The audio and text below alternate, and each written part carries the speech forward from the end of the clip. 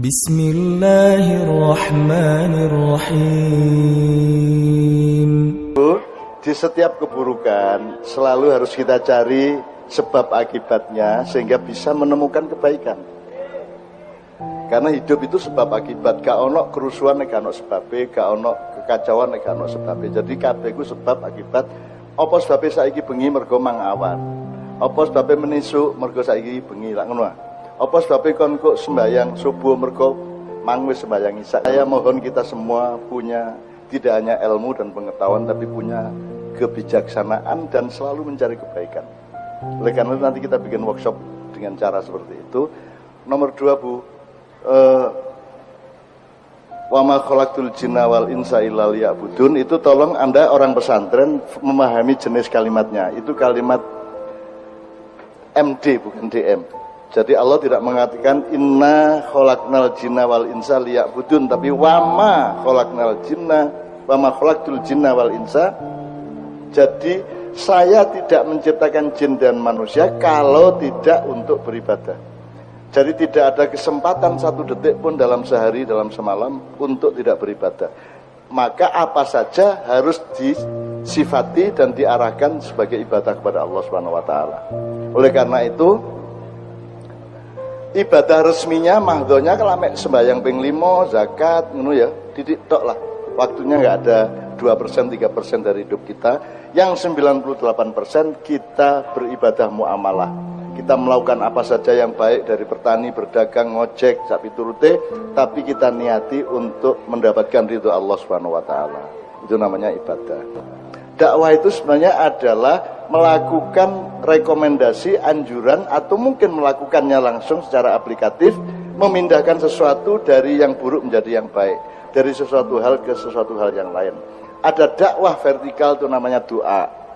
Kalau horizontal namanya dakwah, dari kata yang sama, da'a, yad'u, du'aan atau dakwatan wa huwa da'i. Orang yang berdakwah itu da'i, orang yang berdoa juga da'i. Nah, kalau kepada Allah kita tidak memberi anjuran, kepada Allah kita memohon perubahan atas nasib kita. Itu namanya doa. Kalau sesama manusia, dakwah itu artinya merekomendasikan atau menganjurkan. Nah, kalau kita agak mundur ke belakang, dakwah itu belum pernah menjadi prinsip utama dari umat Islam Indonesia. Yang menjadi prinsip utama adalah amar ma'ruf nahi mungkar, nggak ada dakwahnya. Seharusnya dakwah khair, amar ma'ruf nahi mungkar. Nek kate jangkep. Karena dakwah itu bukan urusan pemerintah, tapi urusan semua manusia. Jadi dia cair, dia dilakukan oleh siapa saja dan untuk siapa saja. Kalau amar ma'ruf itu urusan Pak Bupati, Wakil Bupati, Forkominda, semua pemerintahan di Indonesia itu namanya amar ma'ruf. Amar itu bukan dakwah, amar itu sesuatu yang ditetapkan sebagai hukum, dilaksanakan secara wajib, secara paksa. Hukum itu sifatnya memaksa. Apa sebabnya dipaksa? Karena manusia cenderungnya tidak mau melakukannya, maka perlu dipaksa. Sama dengan sholat 5 waktu, itu paksaan Allah kepada manusia. Apa sebabnya puasa dipaksa Ramadan? Mergo kon senengane mangan. Nek rabi gak perlu dipaksakan, gak perlu dijadikan wajib. Oh, masih gak dipaksa ya rabi-rabi dewe, wong gurung rabi wis rabi ya arek. Ini tambahan. Nah, maka kalau ada hukum itu pasti secara psikoantropologi sifatnya adalah diciptakan hukum karena ada pengetahuan bahwa manusia cenderung tidak mau melakukannya, maka dibikin hukum. Kalau mau melakukannya, untuk apa dibikin hukum? Kalau Anda memang senang berpuasa, maka Anda tidak perlu diwajibkan. Anda pasti akan puasa sendiri sebagaimana kawin atau nikah. Tapi karena Anda cenderungnya tidak suka puasa, cenderungnya lebih senang makan daripada tidak makan, maka diputuskan untuk dijadikan hukum. Jadi hukum itu sifatnya memaksa. Mohon para perangkat hukum mengerti asal-usulnya, usul fikihnya dan filosofinya. Gitu loh. Awakmu lah gak seneng poso sih? Ngaku aja. Ojo ade apen-apen ya selamat datang wahai Ramadan, taek ane dapurmu. Alah wong kon yo gak seneng kok ya. Loh, Cak Nun kok mengejek Ramadan? Aku tidak mengejek. Justru letaknya kemuliaan manusia yang berpuasa itu di situ. Lho kok iso? Lho nek kon seneng puasa terus dikon puasa, hebatnya apa? Kon seneng rawon terus dikai rawon, apa hebatnya? Tapi nek kon gak seneng pecel, gelem nglakoni mangan pecel mergo bojomu seneng pecel, itu mulia namanya, dhuwur derajatmu. Betul enggak? Kalau dasarnya Anda tidak suka puasa, tapi demi ketaatan dan keselamatanmu di depan Allah, lantas Anda ikhlas berpuasa, maka derajatmu tinggi. Tapi kalau dasarnya memang kamu senang berpuasa, puasa bukan kehebatan. Jelas ya? Mulanya gak usah tuku suplemen-suplemen sahur pakai ini supaya puasanya tetap segar loh. Sing dimaksud puasa itu kon gak seger hari ini. Supaya Anda mengalami lapar, supaya Anda mengalami ingin tapi ditahan, mengalami kebutuhan tetapi Anda mengendalikan. Itu gunanya puasa. Kalau sejak sahur Anda sudah seger karena suplemen, terus gaya-gaya apa poso? Ya tak? Jadi mari kita belajar dialektika. Nah, makanya dakwah itu sebenarnya semuanya. Iklan itu semua dakwah. Cuman dia mengantarkan dari mana ke mana, itu aja masalahnya, bedanya. Kalau dakwah itu aslinya ya membawa, menganjurkan orang dari satu keadaan ke keadaan berikutnya, itu namanya dakwah. Termasuk doa juga begitu, kita mohon dari laku menjadi sangat laku, dari belum laku sampai laku. Kita memohon kepada Allah perubahan atas hidup kita. Ngono ya Bu ya. Jadi sampean sing arif karo arek-arek, nek ana sing meteng sadurunge nikah iku sampean takoni sik apa kon dinyek ta karo maratuamu. Ngono ta ngoten nggih. Mulane Bu Mujidah nek misale putu sampean anak sampean disenengi arek sampean kekno ae. Engko timbangane ditengi dalan lho engko timbangane. Meskipun tetap harus ada pertimbangan-pertimbangan, misalnya min anfusikum. Ya, rabi kudu min anfusikum, artinya darimu sendiri. Jadi misalnya apa? Kudu padha wonge. Syarat nikah pertama harus sama-sama manusia. Itu tidak pernah ada di Depak itu. Enggak ada syarat itu, gendeng wong iki. Lha kok nek terus digodes ya apa kan niku? Jadi min anfusikum itu yang membuat jin itu cemburu sama manusia, dengki sama manusia, karena laqad ja'akum rasulun min anfusikum ya azizun 'alaihi ma antum harisun 'alaikum bil mu'minina raufur rahim.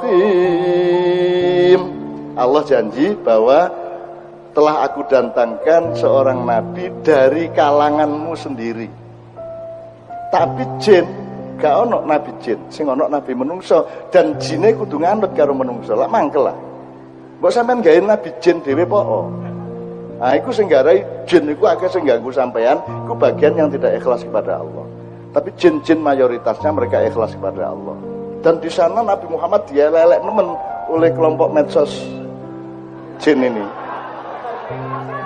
Oh, mereka dengki, oh apa Muhammad bojone akeh. Opo bapak ibune biyen nikah gak nganggo Islam, wong guru ono Islam, gitu. Wah dielek-elek Nabi Muhammad juga karo Nabi Ibrahim dielek-elek. Sunan Kalijaga dielek-elek Bu. Aku ingin gini, kalau Anda kan medsos pakai hardware.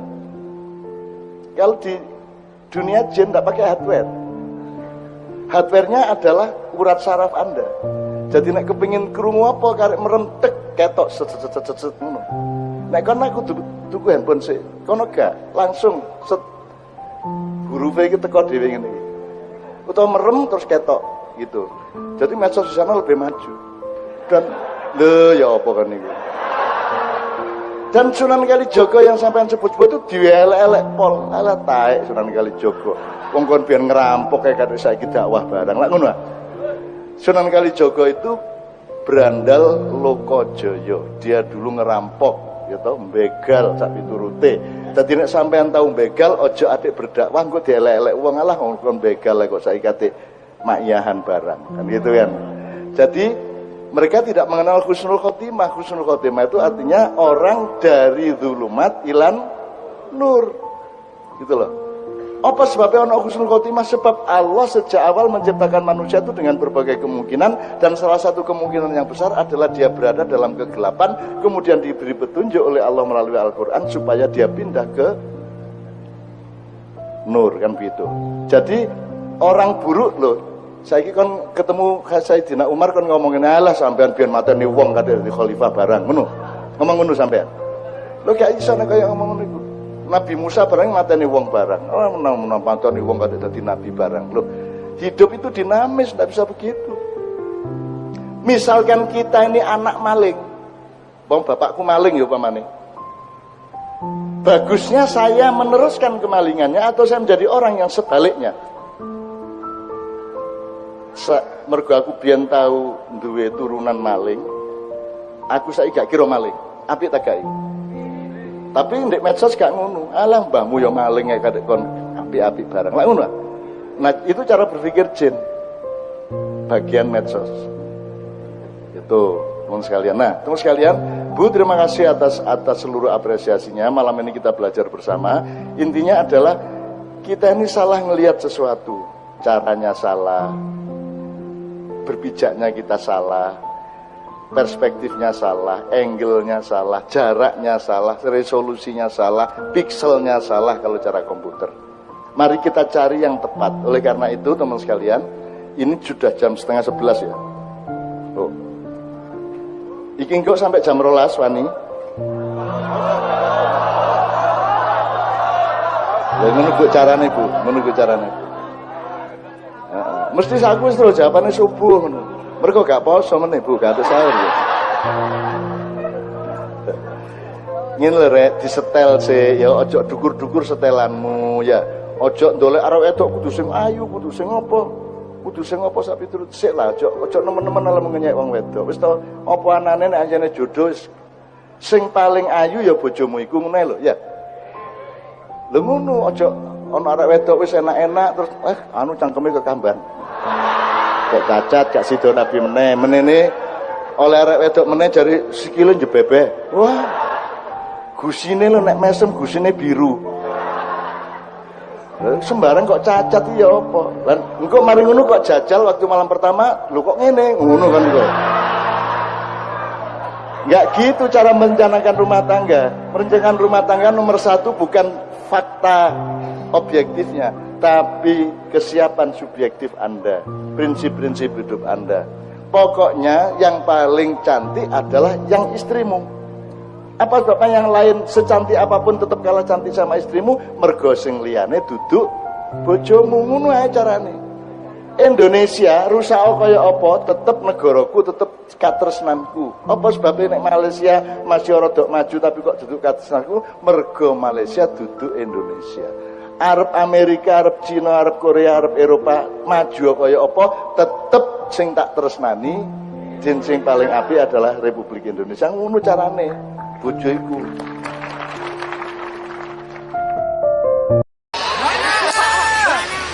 Bocah kok ayune ngono. Aku bareng ngerti Najwa iki wis nikah, patah hati aku. Kowe durung ngerti rasane nek diundang ning talkshow-ne Najwa Shihab gitu. Kuwi kursine makan Najwa iki ana strume, ngerti kan? Ora usah nganggo pertanyaane, ndelok mripate kowe mati kowe.